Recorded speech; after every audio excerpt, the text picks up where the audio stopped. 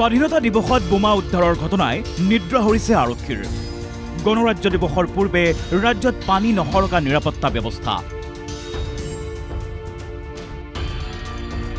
থানা চৌহদৰ পৰিত্যক্ত বাহনতো আৰক্ষীৰ তালাচী।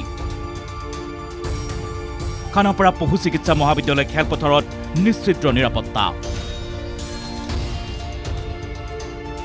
দেশে উদযাপন কৰিবলৈ সাজু হৈছে ৭৬ সংখ্যক গণৰাজ্য দিৱস।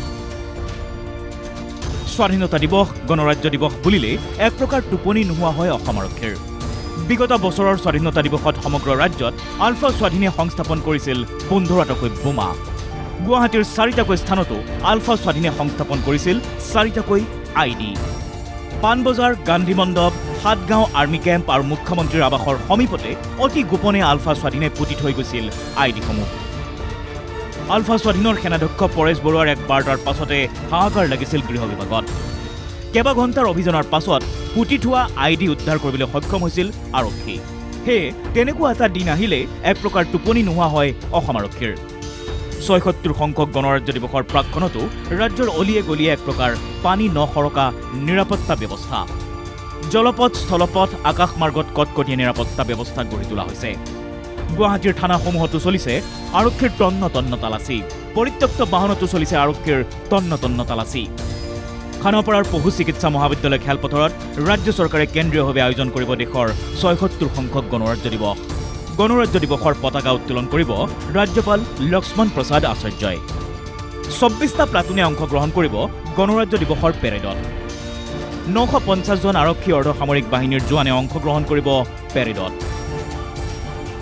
প্ৰথমবাৰৰ বাবে ডগ স্কোৱাডে অংশ ল'ব পেৰেডত। গণৰাজ্য দিৱসৰ পেৰেডৰ অনুশীলনত উপস্থিত হৈ আৰক্ষী সঞ্চালক প্ৰধান GP সিঙৰ মন্তব্য। যোৱা স্বাধীনতা দিৱসত আলফাই ID স্থাপন কৰিছিল। এইবাৰ আমি সষ্টম হৈছোঁ।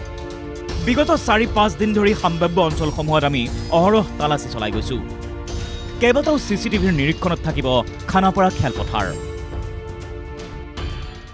মানে যোৱা 15 আগষ্টত তেওঁলোকে ID লগাইছিলে, চ' সেইকাৰণে আমি অলৰেডি এলাৰ্ট কৰিছোঁ।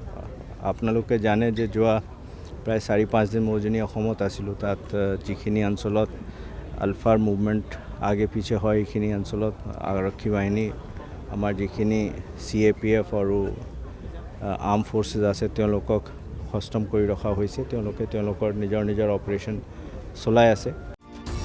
দেওবাৰৰ গণৰাজ্য দিৱসৰ দিনটো সুকলমে পাৰ হোৱালৈ বাট চাইছে অসম আৰক্ষীয়ে।